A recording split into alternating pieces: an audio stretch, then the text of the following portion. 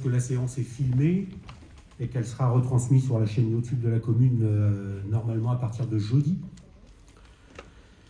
Ensuite, il faut désigner un secrétaire de séance qui se propose.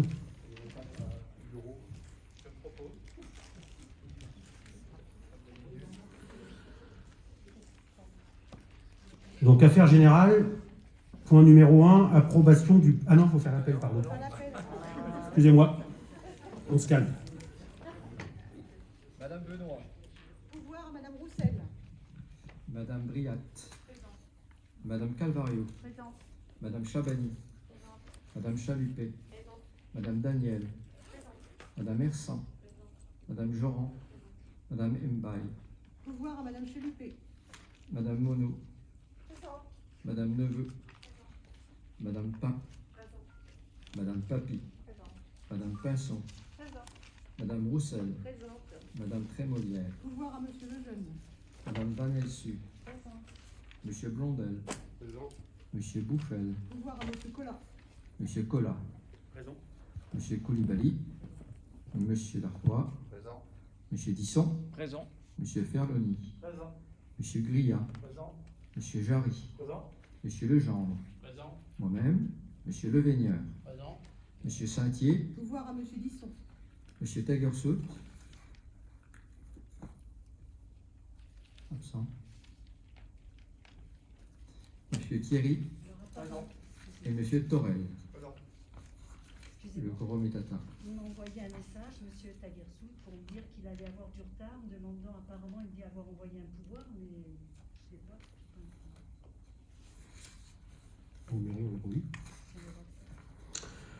Affaires générales, point numéro 1, approbation du procès-verbal de la séance du conseil municipal du 2 juillet 2021. Est-ce qu'il y a des questions sur ce procès-verbal? Aucune question, donc je soumets au vote. Est-ce qu'il y a des votes contre? Des abstentions? Unanimité, merci. Donc, à l'unanimité, approuvant le procès-verbal de la séance du conseil municipal du 2 juillet 2021. Question numéro 2. Maintien ou non des fonctions de Madame Sandrine Calvario, adjointe au maire, après retrait de l'ensemble de ses délibérations. Délégation, pardon. Et pour cette question, je vais demander le huis clos. Donc, je vais soumettre au vote ce huis clos. Est-ce qu'il y a des gens qui sont contre le huis clos? 3. Est-ce qu'il y a des abstentions? Donc, le huis clos. Donc, je vais demander aux personnes qui n'ont pas lieu de rester dans la salle, c'est-à-dire que les élus restent dans la salle, toutes les autres personnes sortent. Donc, point numéro 3, détermination du nombre d'adjoints au maire et fixation de l'ordre du tableau. Donc, un poste d'adjoint au maire est désormais vacant. Il convient au conseil municipal de se prononcer sur la nouvelle détermination du nombre des adjoints. Monsieur le maire demande donc au conseil municipal de conserver le nombre d'adjoints au maire et de garder le poste d'adjoint au maire actuel vacant pour le moment. J'ai pris cette décision pour la bonne et unique raison, c'est que nous devons retravailler les postes d'adjoints à partir du 1er janvier, puisque nous récupérons la compétence sport dans sa totalité. Et depuis le début, il était prévu que lorsque nous récupérerions cette compétence, nous retravaillerons les postes d'adjoints et de délégués pour remettre tout ça à jour. Donc je propose de laisser cette situation en attendant la fin de l'année pour qu'on délibère qu'une seule fois sur le tableau des adjoints. Je soumets au vote. Est-ce qu'il y a des votes contre? Des abstentions? Unanimité, merci. Donc, vu le Code général des collectivités territoriales, et notamment ses articles L 2121-1 et L 2121-2, vu la délibération du 23 mai 2020, fixant à 8 le nombre d'adjoints au maire, conservant le nombre des adjoints au maire fixés et ce conformément à la délibération mentionnée ci-dessus, conservant le poste d'adjoint au maire vacant pour le moment, prenant note que l'ordre du tableau du conseil municipal reste inchangé. Question numéro 4. Projet de modification numéro 1 du plan local d'urbanisme intercommunal, Valence schéma de cohérence territoriale PUI Valence Côte, avis du conseil municipal. Rapporteur, monsieur Lejeune. Bien.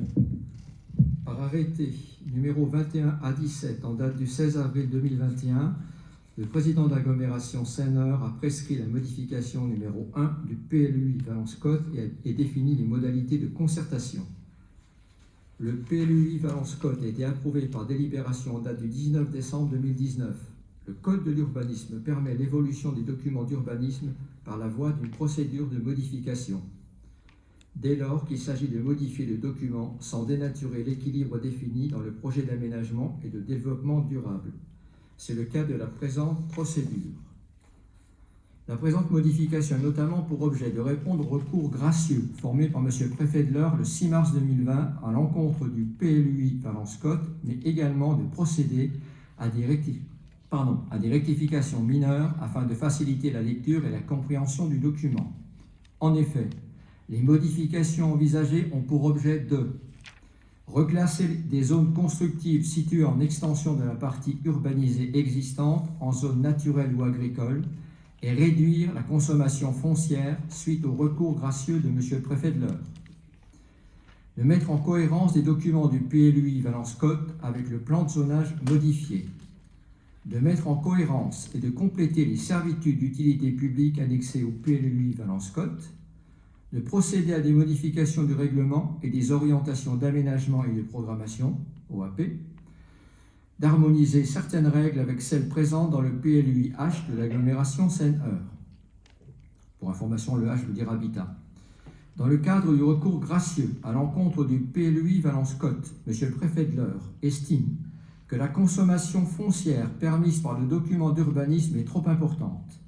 13 secteurs sont ciblés. Certains sont supprimés pour un reclassement total en zone naturelle ou agricole et d'autres sont réduits pour un reclassement partiel. L'ensemble de ces modifications permet de restituer 20,5 hectares en zone agricole ou naturelle. Par ailleurs, les autres modifications réglementaires, graphiques ou écrites, ont pour objectif de faciliter la mise en œuvre de projets urbains et l'instruction des demandes d'instruction du droit des sols sur des projets qui respectent la philosophie générale des règles du PLUI Valence-Côte. Il s'agit également de procéder à la rectification d'erreurs matérielles faites au moment de l'élaboration du PLUI Valence-Côte, de faciliter la lecture, la compréhension et donc l'application du règlement. Enfin, des modifications sont également apportées aux servitudes d'utilité publique afin de prendre en compte les remarques par M. le préfet de l'Eure. Le dossier de la modification numéro 1 du PLUI Valence-Côte a été notifié aux personnes publiques associées et à la mission régionale d'autorité environnementale le 2 juillet 2021. En matière d'approbation des documents d'urbanisme, la procédure ne peut être approuvée par le conseil communautaire de la communauté d'agglomération Seine-Nord qu'après l'avis préalable du conseil municipal prévu par l'article L. 52-11-57 du Code général des collectivités territoriales. Y a-t-il à ce sujet des questionnements? Je vous en prie. Alors ça tombe bien que c'est vous, Monsieur Lejeune, qui êtes rapporteur. Je voulais savoir, au niveau de la commune de Sainte-Barbe, y a-t-il eu des zones passées en zone urbaine à partir du 1er janvier 2020, quand le PLUI a été fait? Oui. Oui. Alors attendez, la question, y a-t-il eu des zones qui étaient comment avant? Qui étaient agricoles et qui sont passées en zone urbaine. Urbaine? Non, à urbaniser. Oui. UH, UB? UH ou autre que agricole, tout simplement. Non, c'est l'inverse. De quelle date? Quand le PLUI a été non, au 1er janvier 2020. C'est pas possible. Non, c'est l'inverse, puisque c'est bien. Il a été créé pour le 1er janvier 2020, donc c'est possible. Non, il a été créé avant, il a été validé avant ça, le PLUI. Non, il a été validé le 1er janvier 2020, le PLUI, le dernier. Là, c'est la sauf modification. Que le PLUI qui a été élaboré au niveau de l'agglo, c'est le recollement du PLUI qui était à la CCEMS et celui de la case. Oui, après il n'y a pas eu de modification de fait. D'accord. Alors, pour répondre à la question précise, il n'y a pas de zones agricoles qui ont été modifiées en zone à urbaniser. Pour aller plus loin, vous donner l'information, c'est l'inverse. C'est des zones qu'on pouvait urbaniser qui ne le sont plus. Il y en a eu une à Vieux-Villers, par exemple. Oui, je sais. Alors, Je Vieux-Villers, sais bien, et mais alors, justement, ma deuxième question... Vieux-Villers, alors si je vais jusqu'au bout, puisque j'ai travaillé sur le sujet, Vieux-Villers, c'est dans le cadre du recours gracieux du préfet. Sainte-Barbe, c'est Bien sûr. dans le cadre des études préalables. C'est-à-dire que le bureau d'études, et par rapport à l'approche du bureau d'études et à défendre le dossier devant les services de l'État, il était souhaitable d'enlever des zones qui étaient urbanisables qui ne le sont plus. Et c'était fait dans ce cadre-là. D'accord. Et j'étais clair. Oui. Bon. Mais j'en voulais pas tant. Bon, Ma deuxième pardon. question était donc pour Vieux-Villers, justement, pour en venir à Vieux-Villers. Vous avez, au niveau de la modification, justement, Val d'Azé a redonné 5850 mètres carrés de terrain. Et comparativement avec d'autres communes qui sont de la même dimension, on va dire, qui ont la même superficie, telles que Alli, qui a redonné 2 hectares 4700 mètres, je trouve curieux que Val d'Azé n'a redonné que 5850 mètres, alors qu'il y avait d'autres parties qui sont passées en zone, justement, donc, pour construire, et qui étaient en agricole, telles que rue des Landes. Mais sauf que nous avons travaillé à partir des préconisations qui nous avaient été faites par le préfet. Il y avait 27 communes sur lesquelles il y avait des préconisations de terrain qui nous avaient été soumises par les services de l'État. Et nous avons donc travaillé sur cette base-là. Sur la commune du Val d'Azé, il y avait 2 endroits qui étaient concernés. Et donc on a fait ce qu'on avait à faire. On a retiré. Non, il n'y avait qu'un endroit qui était concerné, c'était celui rue des Landes, qu'on a retiré. Non, rue des Landes, vous ne l'avez pas retiré, justement. Ah, ou celui rue des Landes, il est resté, c'est celui qui était à côté des tennis, là-bas, je ne sais plus le lieu, mais celui-là a été retiré. Voilà. Nous avons travaillé sur les préconisations des services de l'État.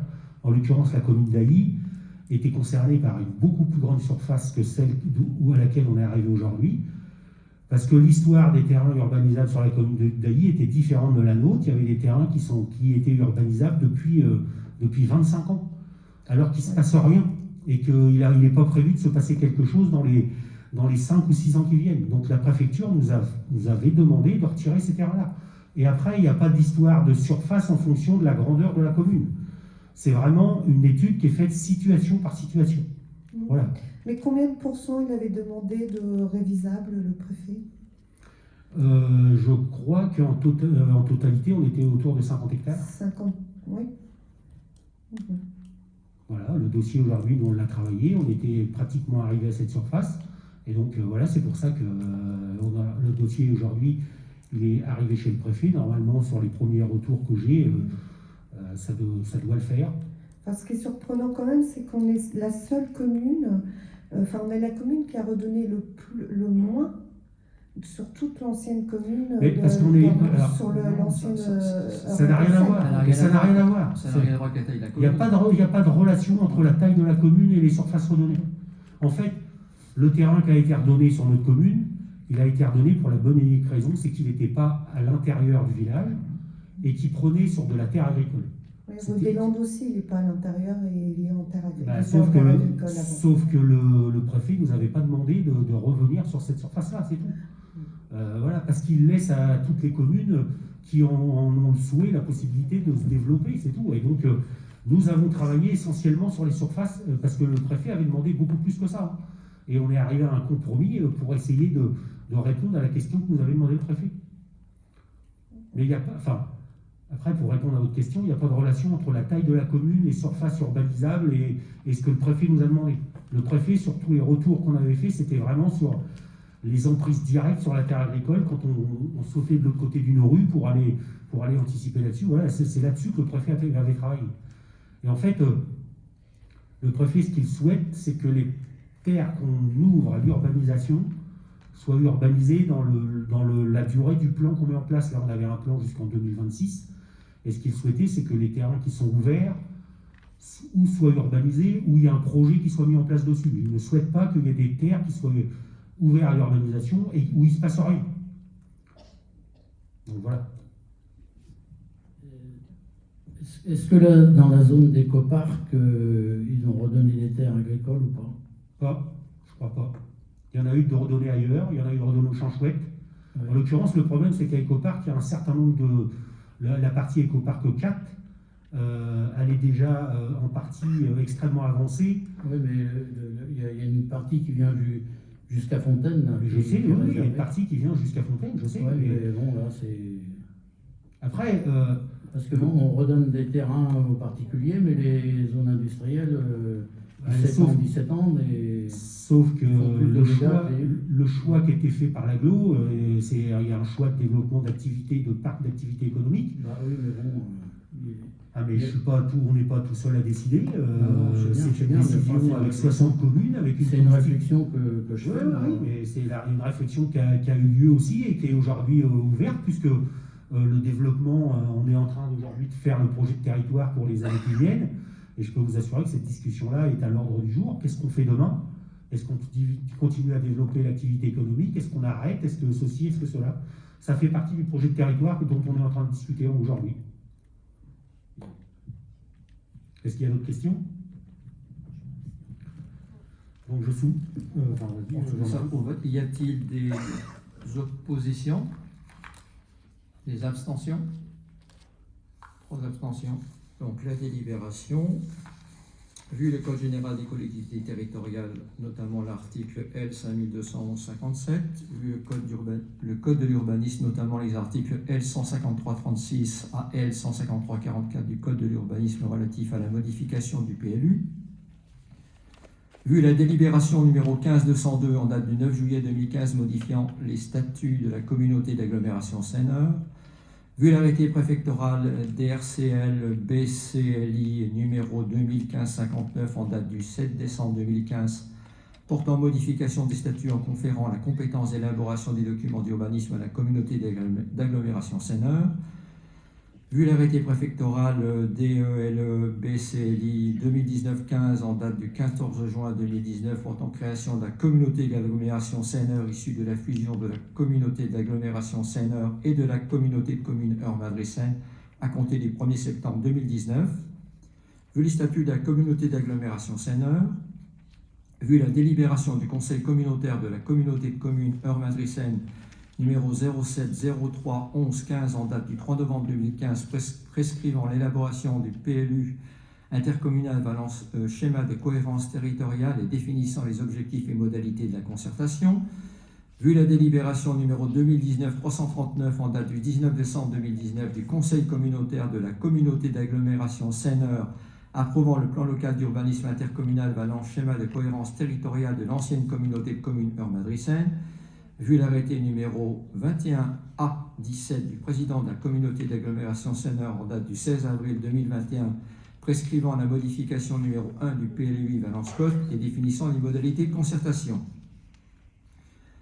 Vu la délibération numéro 2021-158 en date du 8 juillet 2021 du conseil communautaire de la communauté d'agglomération Seine-Eure tirant le bilan de la concertation de la modification numéro 1 du plan local d'urbanisme intercommunal Valence schéma de cohérence territoriale, considérant que le projet de modification numéro 1 du PLUI Valence-Côte tel qu'il est présenté au conseil municipal est prêt à être approuvé par l'agglomération Seine-Eure conformément à l'article L 153-58 du Code de l'urbanisme. Considérant l'article L 5211-57 du Code général des collectivités territoriales qui dispose que les décisions du conseil d'un établissement public de coopération intercommunale à fiscalité propre dont les effets ne concernent qu'une seule des communes membres ne peuvent être prises qu'après avis du conseil municipal de cette commune. S'il n'y a pas été rendu dans les délais de 3 mois à compter de la transmission du projet de la communauté, l'avis est réputé favorable. Lorsque cet avis est défavorable, la décision est prise à la majorité des 2/3 des membres du conseil de l'établissement public de coopération intercommunale. Après avoir entendu l'exposé du maire en avoir délibéré,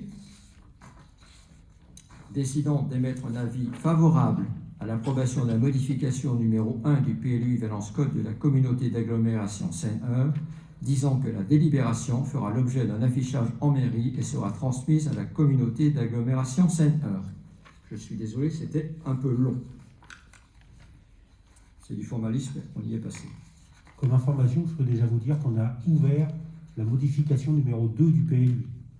Donc dans quelques mois, nous aurons la même délibération pour la modification numéro 2, qui concerne d'autres sujets sur le PLU. et donc qui seront à voter dans quelques mois lorsque tous les dossiers seront travaillés. Voilà. Donc, point numéro 5, approbation du rapport de la Commission locale d'évaluation des charges transférées, CLEC, de l'agglomération Seine-Eure. Rapporteur, Monsieur Lejeune. Bien. En l'application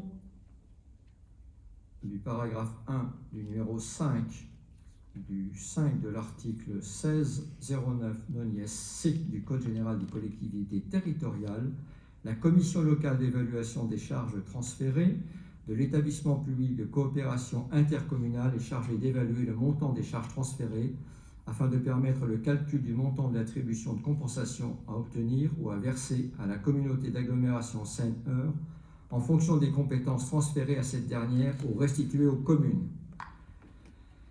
L'heure s'est réunie le 7 juillet pour se prononcer sur la modification du transfert de charges relatif à la compétence enfant-jeunesse de la commune de Léry, la modification du transfert de charges relative à la compétence voirie pour la commune du Val d'Azère, le transfert de charges relative à la restitution des subventions aux associations sportives au 1er janvier 2021 pour les communes issues de l'ancien périmètre de la communauté de communes Eure-Madrid-Seine, sur le transfert de charges relatif à la restitution des équipements sportifs au 1er janvier 2022 pour les communes issues de l'ancien périmètre de la communauté de communes Eure-Madrid-Seine. Le rapport de cette commission doit être approuvé par les conseils municipaux des communes membres de l'agglomération Seine-Eure à la majorité qualifiée dans un délai de 3 mois à compter de sa transmission.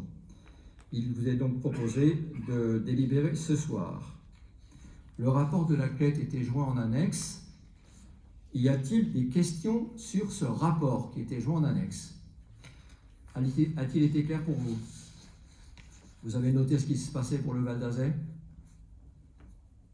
Ça change quoi exactement au niveau des rues, enfin des routes? Ça, pardon, j'ai pas entendu. Ça va changer quelque chose au niveau de l'entretien des routes? Non? Non, ça va. Non. Simplement, c'est des montants de transfert financier. Ça ne concerne que le sport. Il y a aussi, alors il y a eu dans ce rapport de la CLEC, l'ERI ne nous concerne pas, mais il y a le transfert d'un agent dont le salaire est transféré à l'agglo. Il y a un transfert inversé pratiquement de la même somme de mémoire, qui concerne, je ne sais plus, donc qui annule pratiquement cela, et puis le transfert des équipements sportifs. Donc, ce qui fait donc évoluer le montant de l'attribution de compensation en général. C'est-à-dire, je crois que de 200 000 euros, je ne l'ai plus en tête. Sur le Val d'Azère, je vais vous dire exactement. Le Val d'Azère, la première modification que j'ai donnée, notre attribution de compensation était à 2 100 395,84. Le transfert de l'agent est à une autre. C'est dans le tableau, hein, je ne fais que lire ce que vous avez eu dans vos documents. Est à 31 329,65. Donc ça, c'est un transfert vers l'agglo. L'agglo nous transfère 31 900. C'est les subventions, ça y est, voilà. Ce sont les subventions aux associations sportives qui incombent à la commune aujourd'hui de les verser. Et puis, donc ça fait passer l'attribution de compensation à 2 101 056,19. Voilà ce qui est premièrement modifié. Et ensuite, le transfert des équipements sportifs fait donc évoluer le montant que je viens de citer de 2 101 056,19. Il est évalué d'un transfert de charge dans le bon sens pour nous, contrairement aux voiries, c'était dans l'autre sens. C'est-à-dire que là, l'agglomération Seine-Eure va nous compenser cela par une attribution de 207 243, ce qui fera une attribution de compensation globale de l'agglomération Seine-Eure vers la commune de Val d'Azère de 2 308 299,19. En contrepartie de ça, on doit s'occuper des gymnases. Voilà, on va gérer les gymnases, voilà. qui y travaillent. C'est bon? On peut passer Y a-t-il d'autres questions? On peut passer au vote? Y a-t-il des gens contre? Y a-t-il des oppositions? Merci. C'est unanimité.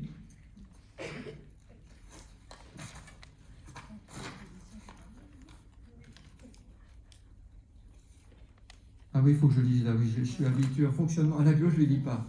C'est ça, voilà pourquoi. Le fonctionnement, tout ce que j'ai lu tout à l'heure, quand j'interviens à l'agglo, ben, quand on a voté, c'est bon. Bon, c'est vrai qu'ici on le lit, alors attendez, je reprends. Mais ça ne va pas être marrant pour vous. Hein. Alors, je cherche où elle est. Elle est plus courte, celle-là. Oui, oui. Vu le Code général des impôts, et notamment l'article 1609 nonies C, paragraphe 5, vu le Code général des collectivités territoriales, et notamment les articles L 5211-17 et suivants, vu le rapport de la CLET, après avoir entendu ce que je viens de vous préciser et délibéré, nous approuvons le rapport de la CLET et le montant des attributions de compensation qui en résultent pour les communes concernées. Voilà, c'est fait. Je vais vous donner le résultat de la question numéro 2, parce que j'ai omis de vous le donner quand vous êtes rentré. Donc pour la question numéro 2, sur le retrait des fonctions d'adjointe de Mme Calvario, il y a 29 voix pour, 2 voix contre et 1 abstention. Question numéro 6, 29 pour, 2 et 1. Question numéro 6, convention de partenariat Villers-sur-le-Roule, le Val d'Azé concernant la vidéoprotection. Dans le cadre de sa politique de sécurité et afin de répondre aux problématiques liées à la zone de priorité prioritaire, notamment dans le contrôle des flux, la commune de Villers-sur-le-Roule a mis en place un système de vidéoprotection. Cette dernière a sollicité la commune du Val d'Azé afin que son système soit connecté à celui de la commune du Val d'Azé. Monsieur le maire, j'ai émis un avis favorable à cette demande et une convention de partenariat fixant les obligations des 2 communes a été rédigée. La convention de partenariat a été annexée à l'ordre du jour. Donc en fait, nous avons aujourd'hui sur notre système de vidéoprotection la possibilité d'accueillir des images extérieures parce que nous avons une capacité de retour relativement importante. Et pour éviter l'investissement à la commune de Villers, nous leur avons proposé, puisque la discussion avait été de travailler avec eux, avec la police municipale. Aujourd'hui, nous avons juste mis en place ils ont juste mis en place la vidéoprotection, ils n'ont pas prolongé le travail qu'on avait commencé en amont. Et donc, nous leur avons donné l'autorisation de ramener les images de leur vidéoprotection chez nous. Est-ce qu'il y a des questions?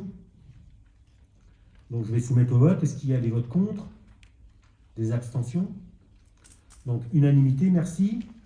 Vu le projet de convention de partenariat entre les communes de Villers-sur-le-Roule et du Val d'Azé, sur proposition du rapporteur, approuvant les termes de la convention de partenariat entre les communes de Villers-sur-le-Roule et du Val d'Azé concernant la vidéoprotection, autorisant monsieur le maire ou monsieur le premier adjoint à signer la dite convention à intervenir entre les communes de Villers-sur-le-Roule et du Val d'Azé.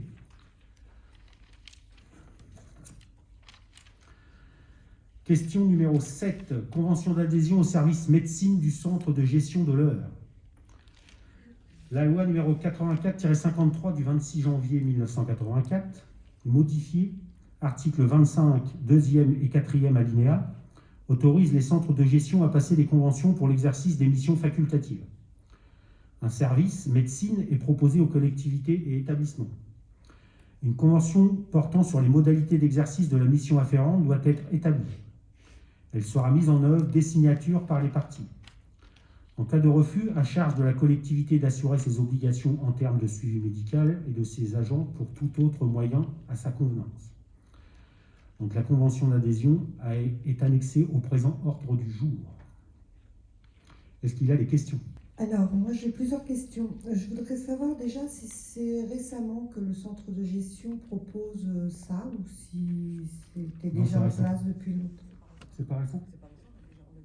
On était déjà comme ça, c'est un renouvellement de la convention. Donc voilà, donc vous répondez à ma deuxième question en même temps, parce que je voulais justement connaître le moyen actuel. Donc c'était pas un médecin agréé, c'était déjà le On était déjà avec eux. D'accord. Alors dans l'annexe, on n'a pas le tarif en fait. Quand on reprend votre tableau, vous avez oublié de mettre le tarif, on ne sait pas ce que ça coûte par visite. Et j'ai bien vu que la modification peut se faire sur 2 ans du tarif, mais on n'a pas le tarif de toute façon.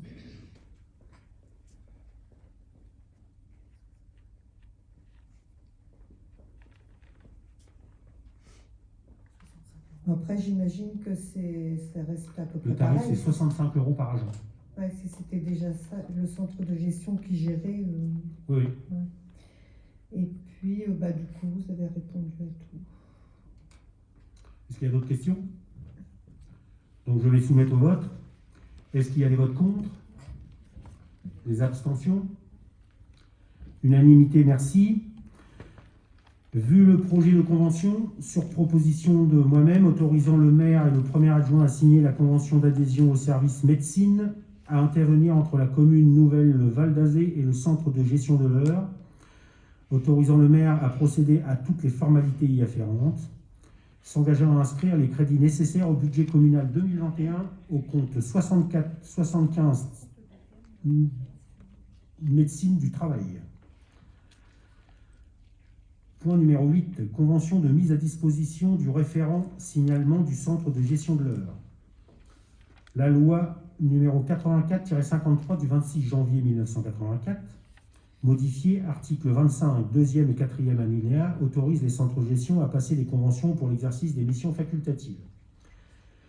Une convention est donc proposée aux collectivités souhaitant bénéficier du dispositif concernant la mise à disposition du référent signalement, lequel a pour objet de recueillir les signalements des agents qui s'estiment victimes d'un acte de violence, de discrimination, de harcèlement moral ou sexuel, d'agissement sexiste, et de les orienter vers les autorités compétentes en matière d'accompagnement, de soutien et de protection des victimes et de traitement des faits signalés.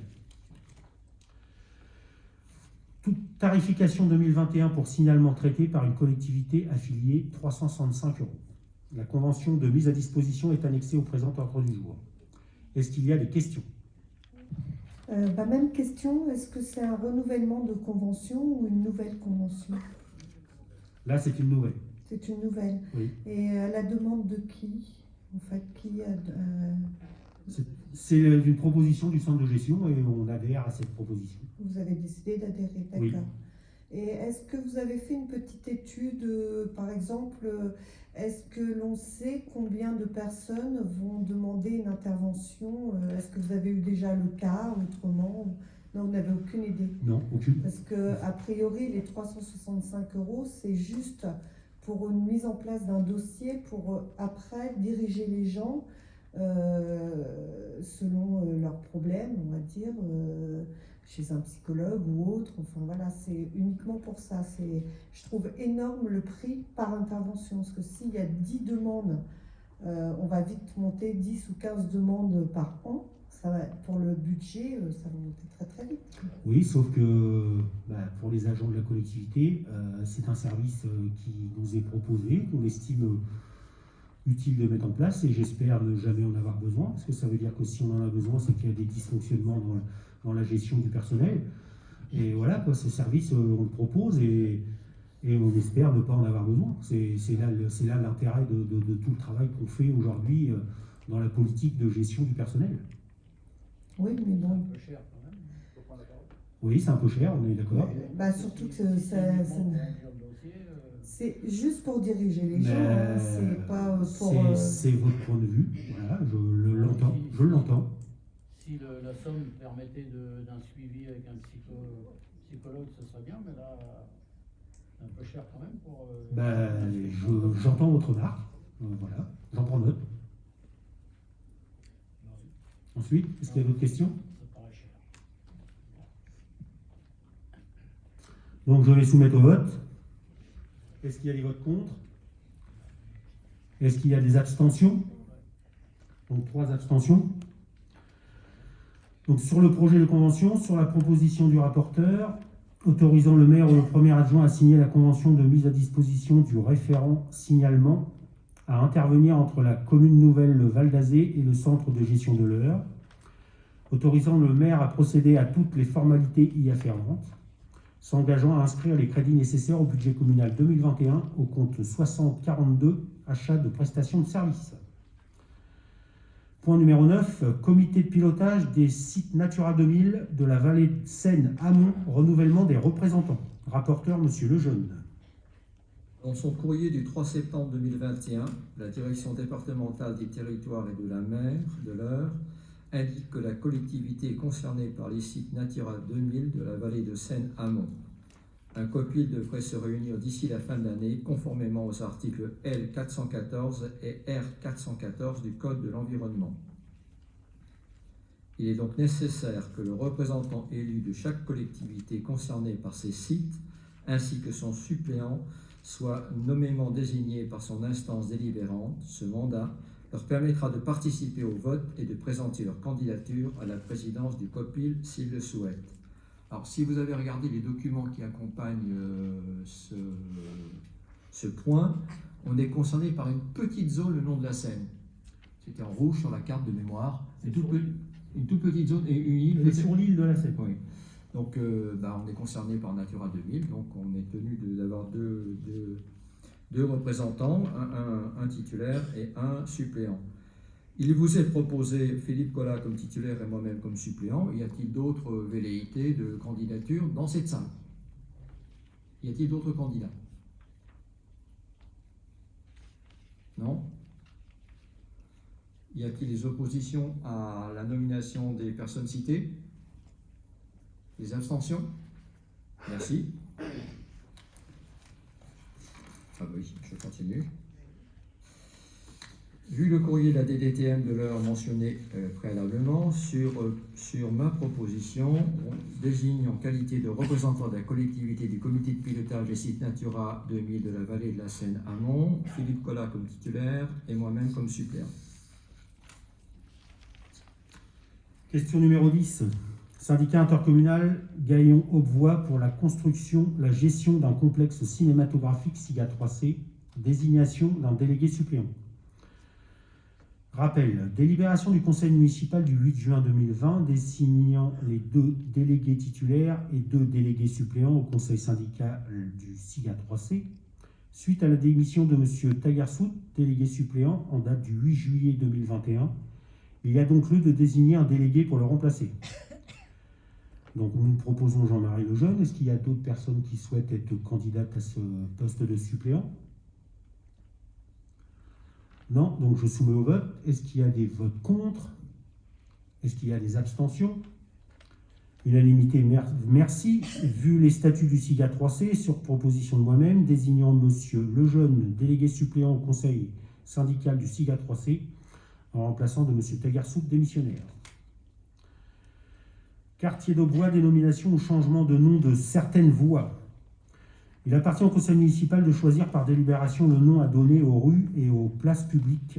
La dénomination des voies communales est principalement celle à caractère de rue ou de place publique et laissée au libre choix du conseil municipal dont la libération est exécutoire par elle-même. Le numérotage des habitations constitue une mesure de police générale que le maire peut prescrire en application de l'article L 2213-28 du Code général des collectivités territoriales. Il convient pour faciliter le repérage, l'accès des services publics ou commerciaux, le raccordement à la fibre optique, la localisation sur le GPS, l'identification claire des immeubles et leur numérotation, de dénommer la voie ci-dessous. Donc, la voie rue de la Chartreuse, donc c'est l'accès desservant la zone commerciale, hein, là où il y a le carrefour, là, avec Delbar, etc. Donc cette petite voie va s'appeler allée des 4 saisons. Et le deuxième point, c'est de changer la dénomination. Alors, lors d'un précédent conseil, nous avions voté un certain nombre de changements de nom de voie. Et alors, sur la proposition que nous avait fait la Poste, on avait fait une erreur. C'est qu'il y a une voie qu'on avait appelée...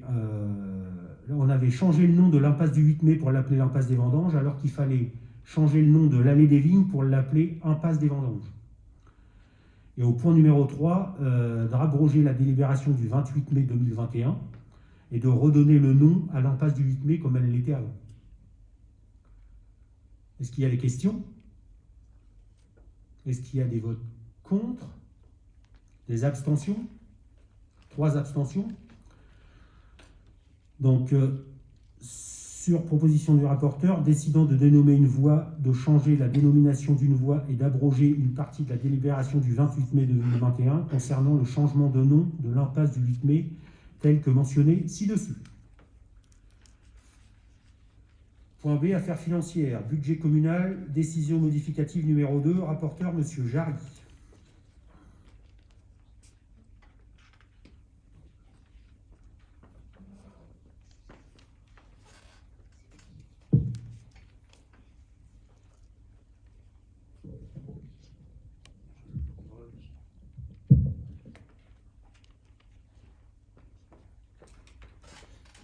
Alors, budget communal, décision modificative.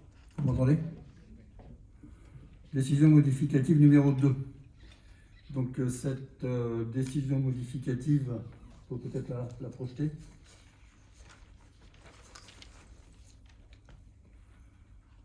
Voilà, en fait, donc, nous avons eu quelques aménagements dans le budget, notamment par des versements de subventions. C'est-à-dire que les subventions, on ne les met au budget que lorsqu'elles sont actées et lorsqu'on a reçu la notification. À ce titre, donc, nous avons reçu une subvention de 3 000 €. Et, attendez, je suis en train, voilà, j'y suis. Donc voilà, on a reçu des subventions, j'y suis. Subvention sur les contrats d'apprentissage 2020, donc 6 000 € et 3 000 €. Ensuite, on a reçu une subvention départementale sur les masques Covid au titre de l'exercice 2020, donc pour 9 210 €. Donc ça, c'est des recettes qu'on n'avait pas budgétisées. Donc on les a affectées toujours dans le fonctionnement pour respecter l'équilibre budgétaire. Donc ça fait un total donc, de 18 210 €. Et on a affecté ça donc à des postes de formation pour nos agents, et aussi donc sur les charges à caractère général, entre des salaires pour des emplois d'insertion. La commune a recruté 3 jeunes PEC, voilà, PEC, voilà. PECS. Voilà, donc on a consacré ces subventions donc, au poste pour les rémunérer. Même si ce sont des emplois aidés, il y a quand même un coût pour la commune. Ça, c'est pour la partie fonctionnement. Ensuite, nous avons reçu en investissement également des subventions sur des livres pour l'ABEMA, donc 2 750 €. Et puis une subvention aussi de la part de l'État pour le renouvellement des équipements de police municipale, entre autres les gilets pare-balles. Donc on a reçu 3 250 € de subventions que l'on affecte donc bien évidemment aux postes concernés sur les immobilisations achats de livres et sur l'équipement de la police municipale. Alors sinon, je ne l'ai pas moi à l'écran, il y a une autre modification. Voilà, on a également pour le CMP, on avait mis au budget une charge de 10 000 € pour le réaménagement des loges. En fait, enfin, non, il y a eu plus que ça, mais on n'a pas utilisé toute la somme. En fait, on réaffecte 10 000 € qu'on avait consacrés à l'aménagement des loges. On le met sur l'équipement à venir suite aux travaux. Donc, on change un petit peu l'orientation tout en restant dans la partie investissement sur l'espace culturel. Est-ce que j'ai été clair? Donc, on va passer à la délibération. Donc, je vais vous lire le texte. Pour revenir sur les événements, pour tenir compte des événements de nature susceptibles de survenir en cours d'année, le budget primitif doit pouvoir être corrigé tout en respectant les principes relatifs à la préparation au vote et au maintien de l'équilibre budgétaire par des décisions modificatives. Décision modificative modifie les prévisions budgétaires tout en respectant l'équilibre de ces budgets. Donc, je vous ai décrit cette DM. Est-ce qu'il y a des questions? On va passer au vote. Est-ce qu'il y a des votes contre? Des abstentions? Unanimité, je vous remercie. Sur ma présentation, donc acceptons la décision modificative numéro 2, annexée à la présente délibération. Le point 13, c'est toujours moi, je garde la main. Fixation de la durée d'amortissement des biens, équipements et ouvrages rattachés au budget de la commune à compter du 1er janvier 2022. Rappel, délibération du 26 juin 1996 et du 15 avril 2014 fixant la durée des taux d'amortissement des biens, équipements et ouvrages rattachés au budget de la commune. L'amortissement est calculé pour chaque catégorie d'immobilisation au prorata du temps prévisible d'utilisation. Un tableau d'amortissement sert à déterminer le montant de la dotation à inscrire chaque année au budget. Par simplification, l'amortissement sera calculé à partir du début de l'exercice, suivant la date de la mise en service. Cette manière de procéder permet de calculer les dotations en annuité pleine pendant toute la période d'amortissement. Ces durées d'amortissement des immobilisations corporelles et incorporelles sont fixées par l'Assemblée délibérante sur proposition de l'ordonnateur. Donc vous avez le tableau qui est joint à l'ordre du jour. Donc en fait, on a simplement modifié un paramètre important. C'est le compte d'imputation 2132, immeuble de rapport, qui jusqu'à maintenant n'était pas amorti dans la commune. Donc on a pris l'option d'amortir ces biens-là. Ça concerne notamment l'espace culturel, parce qu'il va y avoir beaucoup de modifications et d'investissements qui vont être faits dedans. Et il est nécessaire donc de faire l'amortissement économique sur ces bâtiments-là. Ensuite, il y a également ce qu'on n'avait pas en amortissement, c'est le matériel, l'outillage d'incendie et de défense civile. Il faut savoir qu'il y a des actions de rééquipement au niveau de la commune qui vont être menées. Et là aussi, c'est des investissements qui sont relativement lourds, même si je pense qu'on aura quelques subventions. Mais voilà, ça nécessite quand même que ce type d'investissement soit amorti économiquement. Alors, il faut savoir que les délibérations mentionnées ci-dessus n'ont pas été réutilisées ni harmonisées lors de la création de la commune nouvelle. C'est-à-dire qu'on restait sur ce qui se faisait en 96, c'est ça, en 94 ? Ouais, 2014, donc c'était sous les anciennes communes. Est-ce qu'il y a des questions? Non? On va pouvoir passer au vote alors. Est-ce qu'il y a des gens qui votent contre? Est-ce qu'il y a des abstentions? Unanimité, je vous remercie. Délibération du conseil municipal, vu les articles L 2321 2 27 et R 2321 1 du Code général des collectivités territoriales, sur proposition de la Commission des finances en date du 13 juillet 2021, décidant de fixer à compter du 1er janvier 2022 la durée des taux d'amortissement des biens d'équipement et ouvrages rattachés au budget de la commune, tels que mentionnés dans le tableau ci-dessus, se réservant la possibilité de modifier la durée d'amortissement d'un bien spécifique par délibération expresse du conseil municipal. Point numéro 14, loyer snack park, remise gracieuse, monsieur Thierry Jarry. Ok, donc en raison le snack park, vous savez tous ce que c'est. C'est le petit commerce qui existe dans le Crapa. Donc en raison de la Covid-19, le snack park a dû fermer pendant les mois de mars et avril 2020. Le gérant a donc sollicité auprès de la collectivité une remise gracieuse des loyers des 10 mois d'un montant total de 120 €. Il n'a pas ouvert, il n'a pas eu de recette. Bon, on va lui faire si vous y êtes d'accord, on va lui faire ce geste. Est-ce qu'il y a des questions? On va passer au vote. Des votes contre? Des abstentions? 3 abstentions. Délibération du conseil municipal, sur proposition du rapporteur, décidant d'accorder aux gérants du snack park la remise gracieuse des loyers des mois de mars et avril 2020, s'engageant à inscrire la dépense sur le compte 673, titre annulé sur l'exercice antérieur du budget communal 2021. Merci. Affaires culturelles. Question 15, règlement intérieur de la médiathèque Jean-Luc Récher, modification. Rapporteur, monsieur Thierry. En prévision de l'arrivée des automates de prêt, la médiathèque Jean-Luc Récher, dans le courant du 4e trimestre 2021, il y a lieu de modifier le règlement intérieur, à savoir, donc dans l'article 7, on a enlevé l'âge minimum pour emprunter seul un DVD de 12 ans. Et dans l'article 10, on a enlevé les parents sont responsables des emprunts faits par leurs enfants mineurs au moment du prêt. Et on a modifié ça en rajoutant dans l'article 10, le responsable légal est seul responsable des emprunts, tant au niveau financier qu'au niveau du choix, qui pourront être effectués au titre des membres de la famille. Y a-t-il des questions? On va passer au vote. Qui vote contre? Abstention? Unanimité. Merci.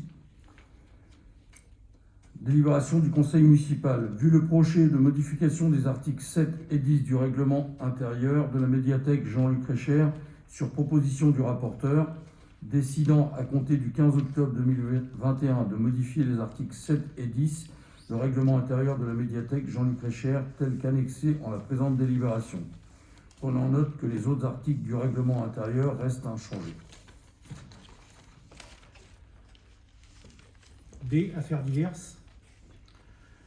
Donc moi-même, conformément à l'article L. 2122-23 du Code général des collectivités territoriales, rend compte des décisions au conseil municipal, à savoir décision 34-2021.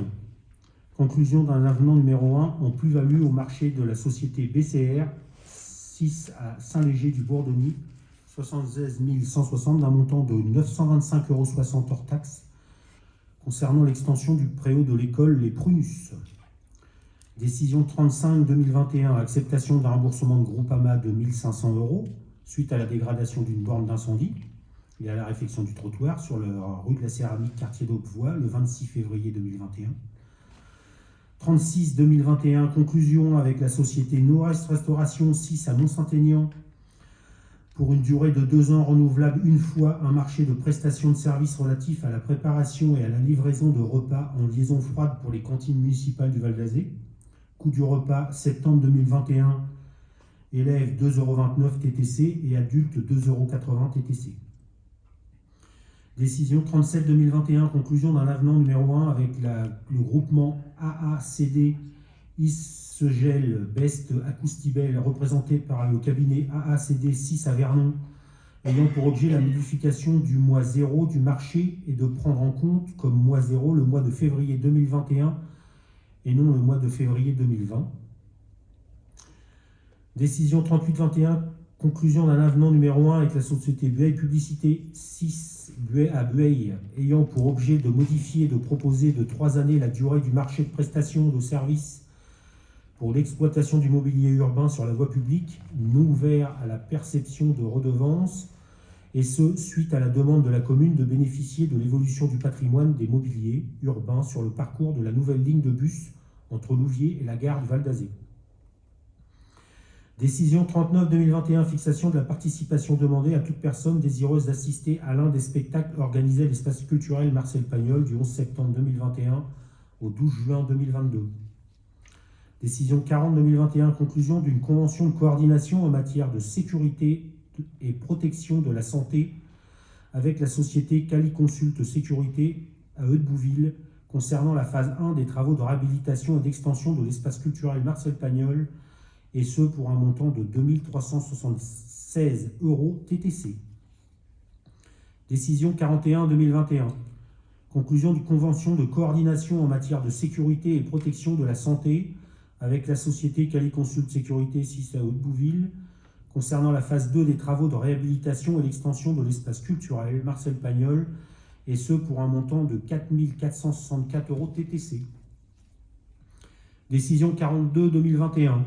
Convention de financement et de mutualisation avec l'agglomération Seineur et les communes de Pont-de-l'Arche et de Gaillon pour le poste de chef de projet Petite Ville de demain pour une durée de 7 ans à compter du recrutement du chef de projet par l'agglomération Seineur.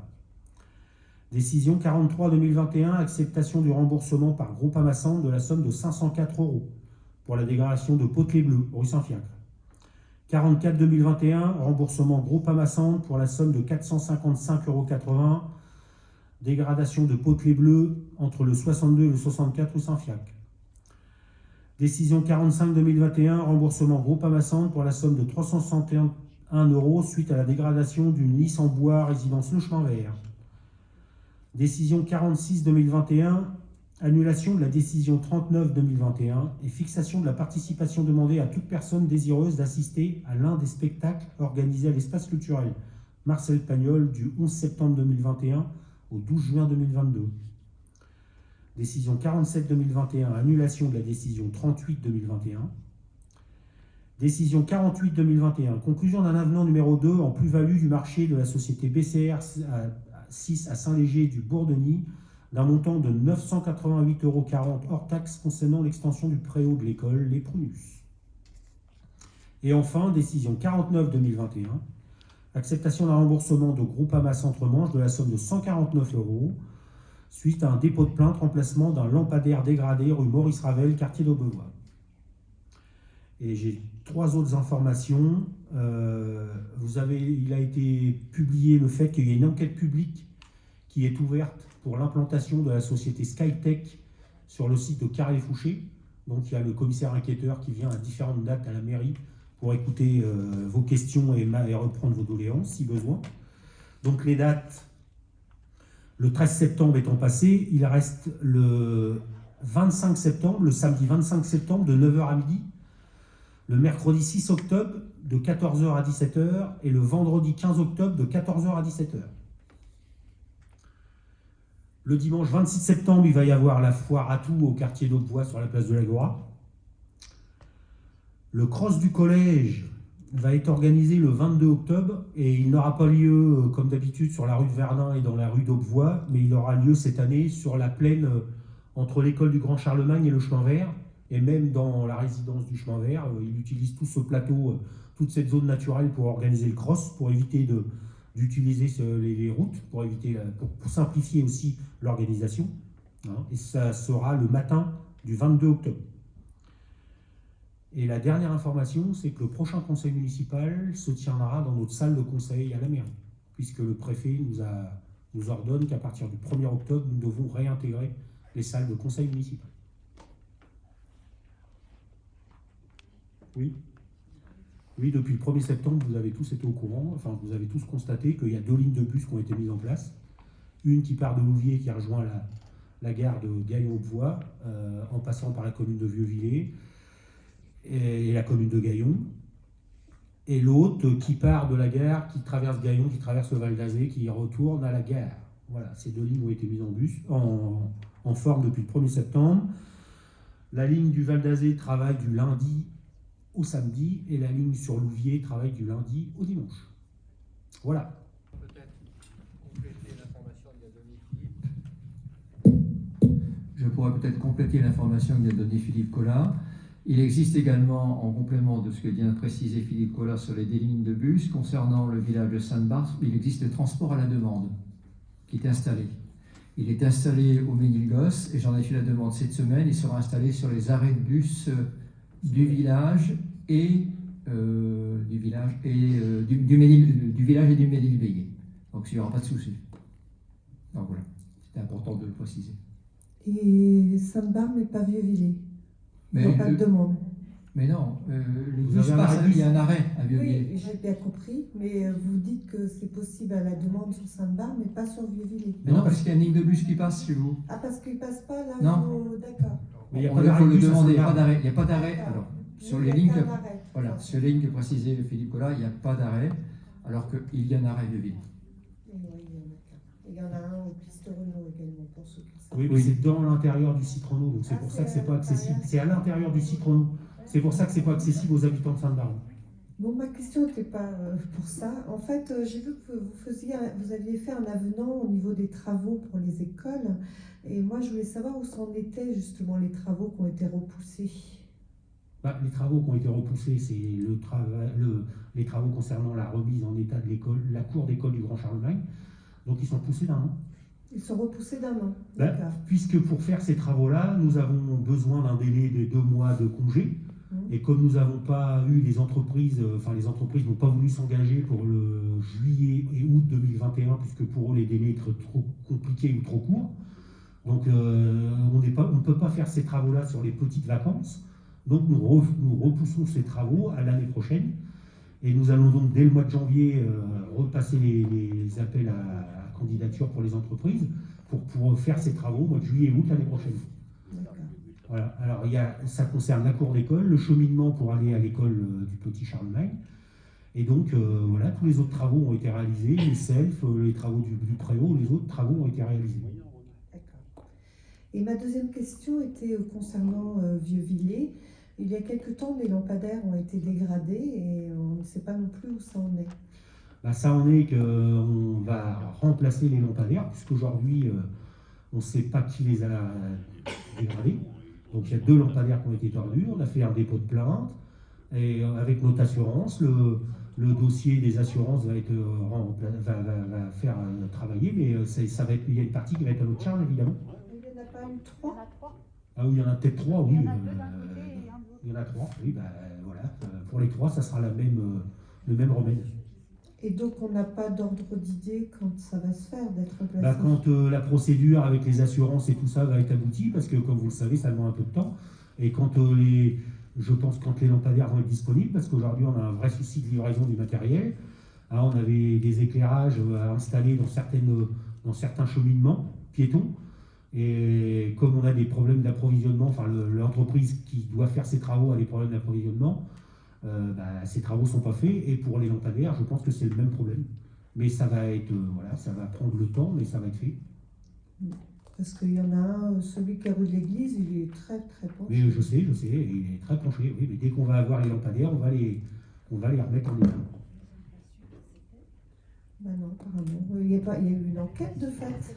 Mais oui, il y a une enquête, sauf que... Enfin, Parce que dans voilà, le village, tout le monde sait qui c'est. bah, si vous savez qui Apparemment, c'est, la police le sait allez-y, pas. faites des déclarations si vous savez qui c'est, mais en l'occurrence, nous on a déposé plainte à la gendarmerie, et jusqu'à preuve du contraire, si vous avez des noms, n'hésitez pas à aller à la gendarmerie, puis donnez les noms que vous avez, il n'y a pas de souci. Hein.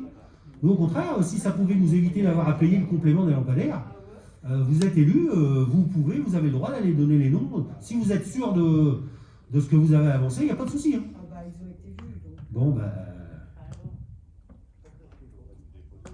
Mais bon. Voilà, nous on a C'est déposé... les mêmes qui avaient volé la caméra, alors... Ah mais madame, vous êtes responsable de vos dires. Si vous avez des noms à donner, vous n'hésitez pas, il n'y a pas de souci. Voilà, sauf que nous on a déposé plainte. Maintenant, les gendarmes font leur travail. Mais si vous pouvez apporter votre témoignage, il n'y a pas de souci. La porte de la gendarmerie de Gaillon est grande ouverte. Est-ce qu'il y a d'autres questions? Ben merci. Bonne soirée.